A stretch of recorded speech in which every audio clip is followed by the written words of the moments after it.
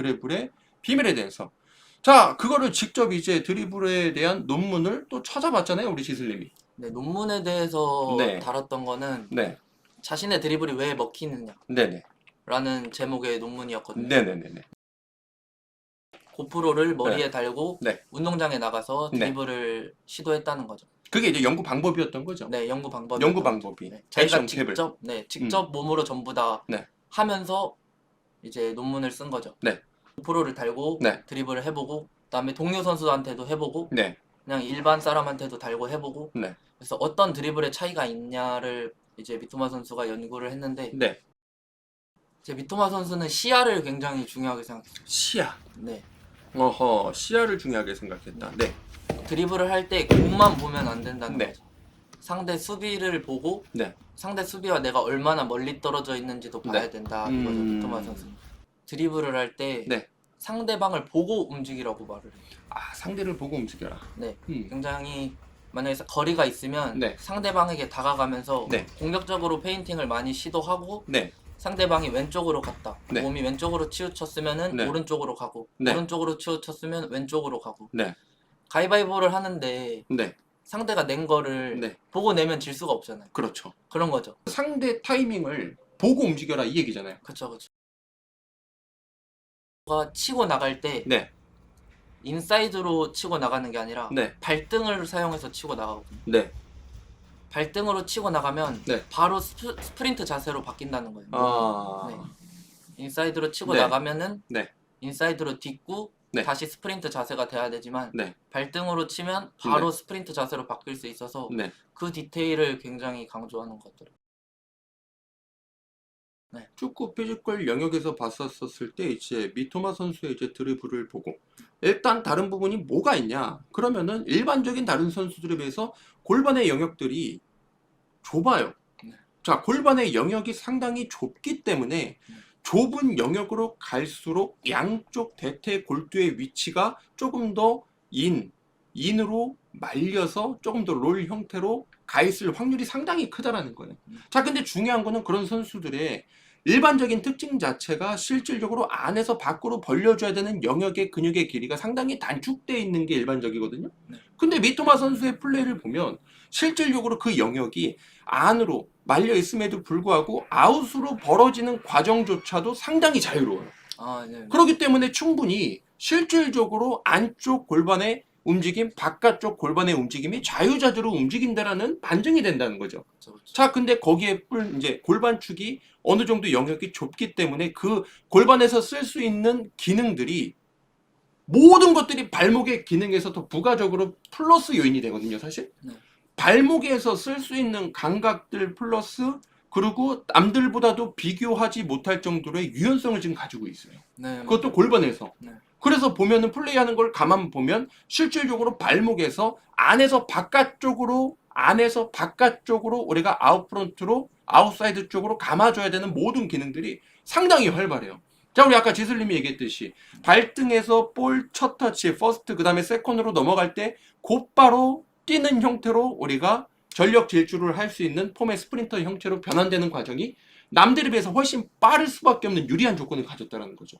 네. 자, 그러면 그 부분이 실질적으로 발목의 기능과 골반에서 쓸 수 있는 특유의 유연성과 골반에서 가져다 줄 수 있는 스프링과 같은 어떤 폭발적인 에너지를 변환시킬 수 있는 그런 관절의 구조를 가지고 있다라면은 미토마 선수는 제가 봤을 때는 노력형보다도 타고난 게 아무래도 7, 80% 이상은 먹고 들어갔다. 남의 기준으로 우리가 끌어서 다시 생각을 했을 때는 아무래도 약간의 혼선이 있을 수밖에 없다. 아, 그쵸, 그쵸. 솔직히 말하면. 네, 맞잖아. 네, 맞아요. 미토마만 할 수 있는 거야. 맞아요. 논문 냈다고 그게 정석이 아니라고. 논문이 굉장히 주관적이더라고요. 그러니까 논문이 그냥 어쨌든 자기 그 주관대로만 한 거야. 맞아요. 그러니까 쉽지 않아 이거. 네. 실질적으로 미토마 선수 같은 경우는 첫 터치가 길까요? 아니면 짧을까요? 아, 굉장히 짧죠. 굉장히 짧죠. 네. 자, 근데 이게 되게 중요한 게 여기서 퀘스천이 뭐냐면 미토마 선수처럼 골반의 영역이 상당히 좁고 유연한 인식을 가지고 있는 친구들은 오히려 발등의 영역이 더 고도로 발달되어 있기 때문에 퍼스트 터치 자체를 실질적으로 내가 생각하는 만큼 이상 범위로 가져가지 않고 첫 터치를 짧고 간결하고 빠르게 일정한 거리 템포 유지를 조절을 할 수 있다는 말이죠. 자, 이건 타고나는 거예요? 만들어지는 거예요? 이건 내가 봤을 때 타고나는 거야. 하고 나는 거죠. 솔직히 내가 봤을 때 이거 타고난 거야. 그쵸. 그거 할 수 있는 선수가 저기서 키만 조금 작으면 메시야. 그렇죠. 동양의 메시야 내가 봤을 때. 그쵸. 맞지 않아요? 네, 맞아요. 팔뚝이 얇아요. 네. 그 다음에 목이 상당히 얇아요. 네. 자, 그 말은 무엇이냐면 모든 움직임 간에 내 모든 몸의 중심의 통제권에서 상체 영역은 사실 있으나 없으나 파란 쪽이 잘려도 나는 내가 잘하는 드립을 충분히 할 수 있다는 반증이거든요, 사실. 왜냐면 똑같은 움직임에 있어서 누구는 상체는 같이 발달되는 친구들이 있어요. 네. 근데 미토마는 그럴 필요가 없어요. 그 말이 무슨 말이냐면 결국에는 하지의 모든 움직임에 관련된 감각들이 다 신경세포들이 고도로 발달되어 있기 때문에 실질적으로 골반에서 쓰여지는 움직임, 무릎은 중간 역할, 발목에서 쓰여질 수 있는 특유의 타이밍과 감각들을 상체 영역의 움직임을 안 써도 갈 수 있을 만큼의 빠른 타이밍을 가진다라는 거거든요. 그렇기 때문에 실질적으로 상대가 그 영역을 계산하기에 실질적으로 이 드리블을 하는 순간에 어떤 예비 동작 자체가 없기 때문에 오히려 더 계산하기 힘들지 않을까라는 거죠. 수비수의 입장에서 그러지 않을까요? 그쵸, 그쵸. 보통 그러잖아요. 우리가 상체에서 어떤 특유의 움직임을 계산하고 드리블을 치는 경우가 많거든요. 네, 우리 맞아요. 지슬님은 어떻게 봐요? 저는 골반을 보는 편인데 네, 네, 수비가 다리를 뻗을 때 보면은 네. 이 무릎 밑에만 사용해서 네. 다리를 뻗을 수 없거든요. 네. 항상 어느 정도 골반이 나와야 큰 부분이 나와야 그렇죠, 밑에 부분까지 나오니까 그렇죠. 저는 드리블을 할 때 상대가 멈췄을 때 네. 골반이 앞으로 나오면은 네. 다리를 뻗는다 생각하고 네, 공을 이렇게 띄워서 치는데 그렇죠, 네 그렇게 큰 근육을 움직이는 상황이 무조건 있어야 되는데 그렇죠. 네 미토마 선수가 상체를 아예 안 쓰고 그렇죠. 네. 골반까지 고정한 상태에서 그래서 터치하는 순간에 무릎의 밴딩 위치는 상당히 낮은 편에 속해요. 그래서 볼 자체가 항상 내 몸에 가까이 붙어 있는 것처럼 보이는 착시 현상이 나타나는 이유도 바로 스탠스가 낮기 때문인 거지. 지금 그 드리블의 이 장점 자체가 과연 얼마만큼 지속돼서 수비수를 교란시키면서 팀에 도움이 될까? 네. 지슬님은 어떻게 생각하세요? 저는 부상이 관건이라고 생각해요. 부상. 네. 결국에는. 굉장히 발이 빠른 선수고 네. 드리블이 많은 선수이기 때문에 네. 태클을 당할 위험도 높고 네. 그리고 굉장히 막기가 힘든 선수거든요. 네. 그래서 수비가 피지컬적으로 막으려고 들 게 뻔하기 때문에 네. 미토마 선수가 발목이라던가 네. 무릎이라던가 부상을 당할 확률이 좀 높을 것 같은데 네. 근육 부상보다도 네. 관절 부상이 많을 것 같은데 음. 부상 이후에 폼이 떨어지면 아마 음. 회복하기 힘들 거라고 저는 생각해요.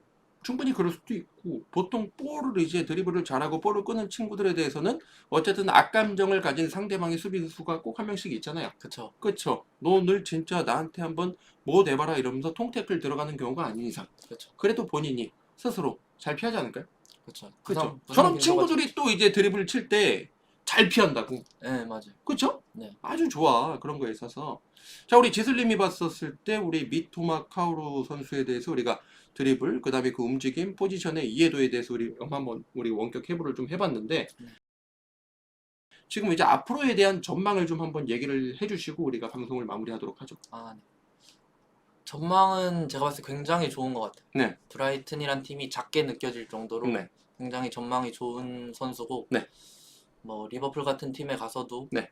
충분히 사이드에서 자기 역할을 할 수 있는 선수라고 저는 생각을 하고요. 네. 앞으로 더 좋은 팀에 갈 선수라고 저는 생각합니다. 알겠습니다.